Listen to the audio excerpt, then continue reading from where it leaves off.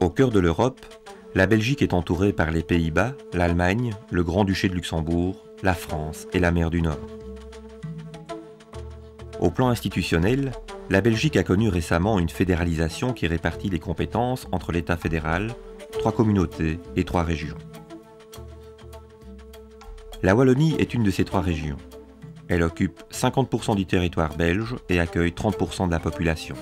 On y parle le français et l'allemand. Au XIXe siècle, la révolution industrielle a entraîné un développement industriel important, concentré en grande partie dans le Hainaut. Faiblement doté en cours d'eau navigables, le Hainaut s'équipera alors d'un impressionnant réseau de canaux. Le canal du Centre, long de 24 km entre Mons et Senef, est le maillon essentiel de la communication fluviale entre la France, le port d'Anvers, les Pays-Bas et l'Allemagne. Il a été mis en chantier en 1882 et inauguré en 1917, reliant ainsi le bassin de Escaut à celui de la Meuse. Traditionnellement, les écluses permettaient aux bateaux de franchir les crêtes, mais ici, 2 difficultés majeures se sont présentées aux constructeurs. D'une part, la faible quantité d'eau disponible, et d'autre part, la dénivellation du terrain considérable entre Mons et la Louvière, plus de 89 mètres sur 21 km. Entre ces 2 villes, à la suite d'un parcours de 13 km en pente douce, un tronçon de 7 km à forte dénivellation a obligé les ingénieurs à faire preuve d'audace et d'imagination.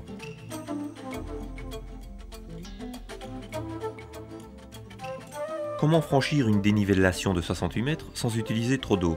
Simple, dirent les ingénieurs de 1880. Les écluses consomment trop d'eau. Eh bien, que les bateaux prennent donc l'ascenseur.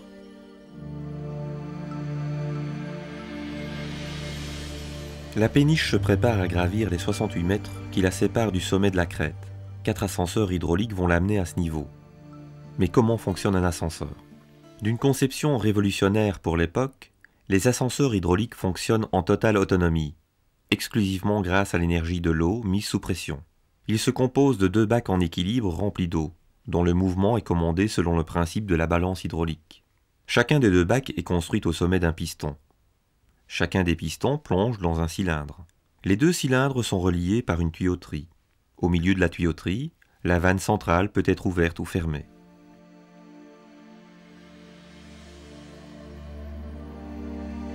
La vanne s'ouvre, et ainsi s'établit la communication entre le cylindre de droite et le cylindre de gauche.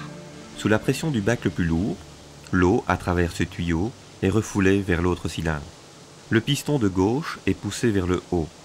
Le piston de droite, lui, descend lentement sous l'effet d'une surcharge de 30 cm d'eau, c'est-à-dire de 70 tonnes.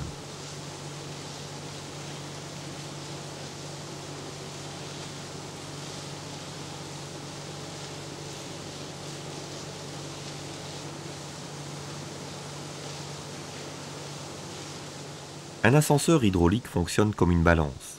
Le bac de droite est plus lourd, il descend et, en descendant, il pousse le bac de gauche vers le haut. Ainsi donc, en l'espace de quelques minutes, la péniche de 300 tonnes aurait escaladé 17 mètres d'altitude en consommant seulement 70 mètres cubes d'eau.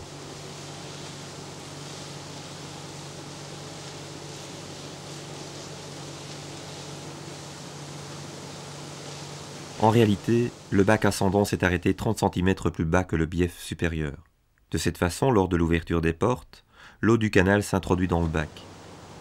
Le niveau du bac monte de 30 cm. Résultat, le bac est devenu plus lourd de 70 tonnes environ.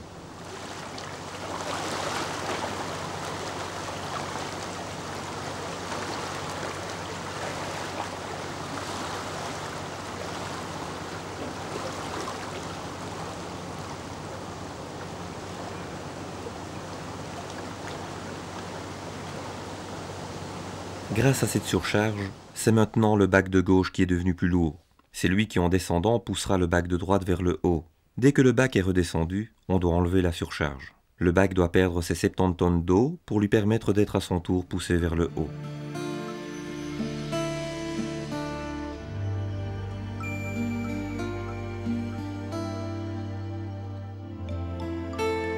Le bac descendant s'arrête 30 cm plus haut que le niveau du canal. En ouvrant la porte, l'opérateur permet à la surcharge de s'écouler dans le canal. Aucune autre source d'énergie que ces 70 tonnes d'eau n'est nécessaire pour réaliser un balancement. Lorsque le bac s'est arrêté au sommet de sa course, l'opérateur rend étanche la jonction entre le bac et le canal. Après avoir accroché la porte du bac à celle du canal, il peut enfin procéder à la manœuvre d'ouverture des portes. Le bateau pourra bientôt sortir, mais pas en étant propulsé par son propre moteur, car les vibrations pourraient déstabiliser la structure de l'ascenseur. Pour une même différence de niveau, une écluse aurait consommé 3500 mètres cubes d'eau, c'est-à-dire près de 50 fois plus qu'un ascenseur.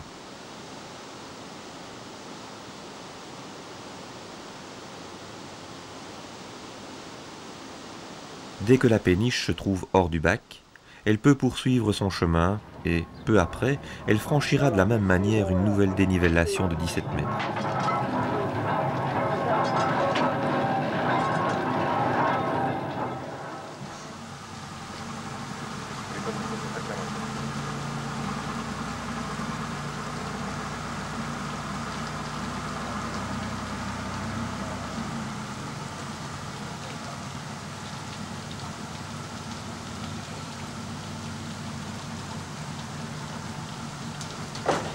Toutes les autres fonctions de l'ascenseur, par exemple le levage des portes, sont elles aussi complètement assurées par la seule force de l'eau.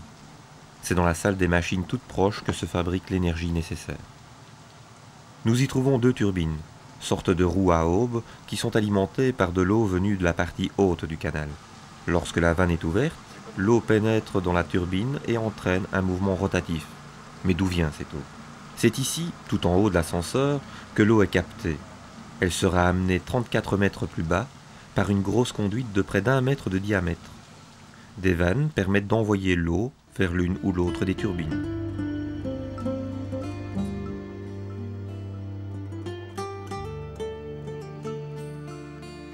L'eau qui a fait tourner la turbine est rejetée dans le canal par un petit aqueduc situé juste en face de la salle des machines.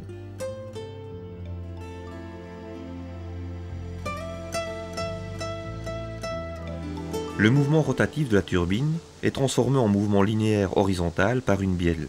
Cette bielle provoque ainsi le mouvement d'aller et retour de deux pistons. À l'aller, le piston aspire l'eau. Au retour, il la compresse à une très haute pression, 50 bars, c'est-à-dire 50 kg au centimètre carré. Et c'est grâce à cette haute pression que l'on pourra lever les portes.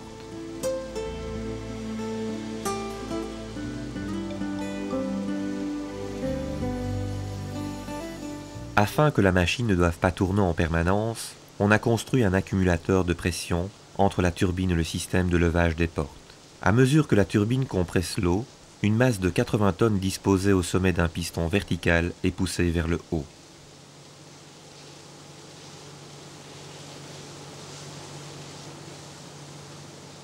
L'utilisation de cette pression sert notamment au levage des portes. Une tuyauterie amène l'eau à haute pression vers un cylindre horizontal. De ce cylindre sort un piston, au bout du piston, de grosses poulies sur lesquelles coulissent les câbles qui sont eux-mêmes attachés aux portes.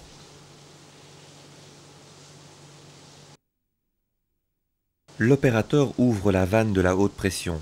La porte est tirée lentement vers le haut par le câble qui est fixé à la poulie blanche au centre de la porte. C'est, en effet, la haute pression qui pousse le piston vers l'extérieur du cylindre. Ce mouvement est transmis au câble par les poulies et, comme la porte est reliée au câble, elle se voit tirer vers le haut. Simultanément, bien sûr, l'accumulateur, lui, descend dans sa tour.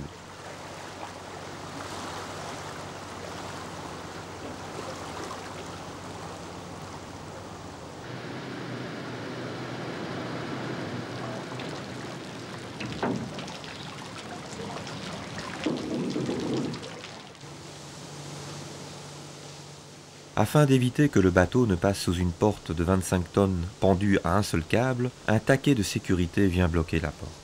La pression peut ainsi être relâchée et le câble se détendre. Un bateau peut maintenant entrer ou sortir en toute sécurité.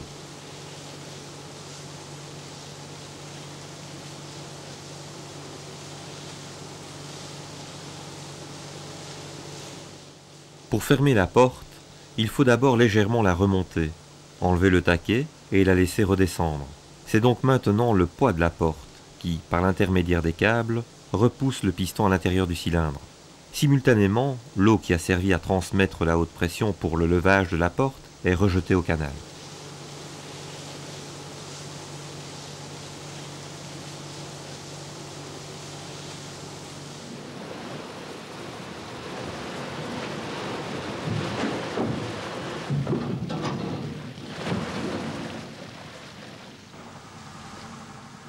Sur le tronçon classé de 7 km, outre ses 4 ascenseurs et leur salle des machines, le canal du centre comprend une série d'ouvrages intéressants. 2 ponts levants à contrepoids, construits dans les lignes droites où la visibilité est bonne. Ils permettent le passage d'une seule péniche à la fois.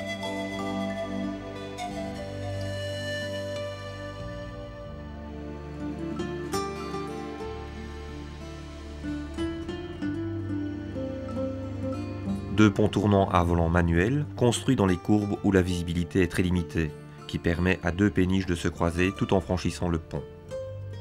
Enfin, 4 ponts fixes, tous métalliques, 7 maisons pontières, des habitations de service et un siphon.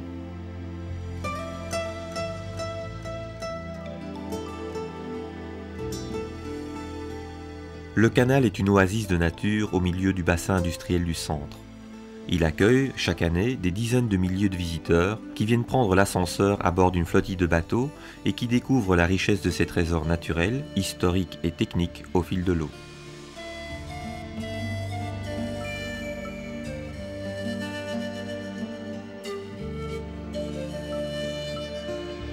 Ainsi, par exemple, chaque dimanche, une excursion est proposée à bord d'un bateau tracté par un cheval. Oh oui.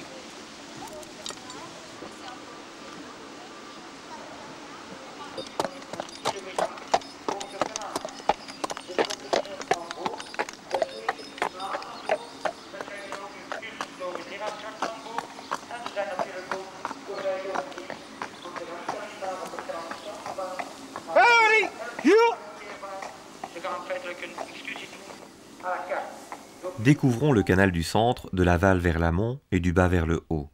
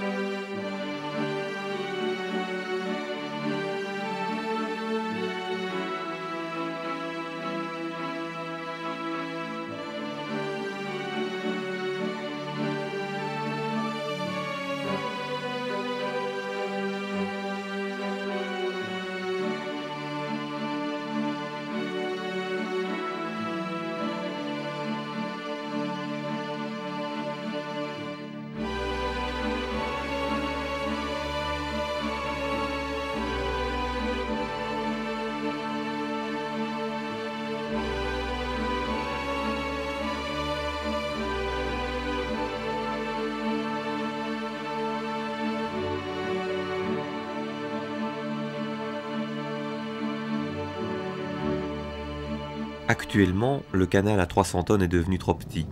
Les accords européens ont prévu depuis 1950 la mise du réseau belge au gabarit des bateaux de 1350 tonnes. Un nouveau canal est creusé.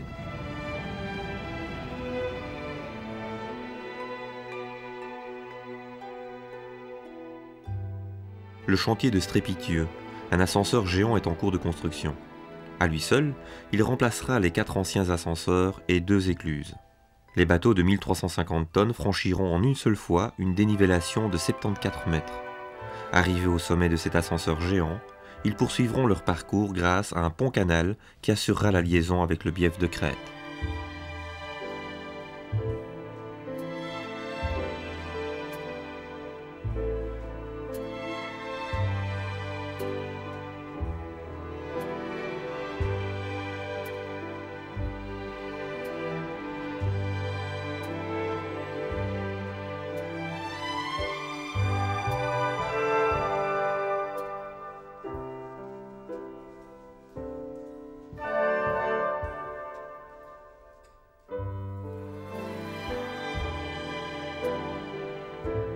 Dans ce petit coin de Belgique, on peut découvrir à la fois le plan incliné de Ronquière, le plus grand du monde, le plus grand ascenseur funiculaire en voie de construction, un tunnel à 300 tonnes de gabarit et le reste d'un tunnel de 70 tonnes datant de 1832.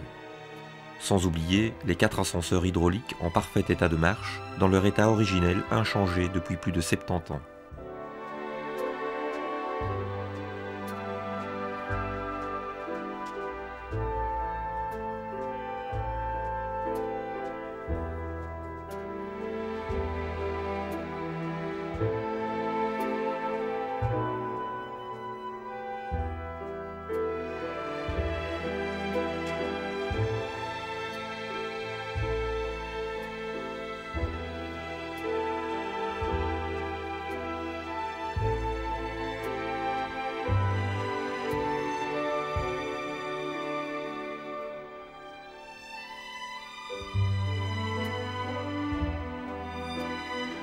Le 22 septembre 1992, la région wallonne a classé comme monument les 4 ascenseurs hydrauliques et comme site les 7 km de canal sur lesquels ils s'échelonnent.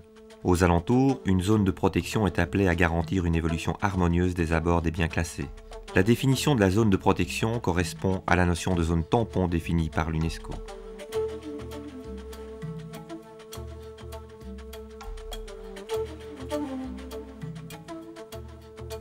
C'est une expérience devenue unique au monde que d'être à bord d'un bateau sur le canal du centre et avec lui de prendre l'ascenseur.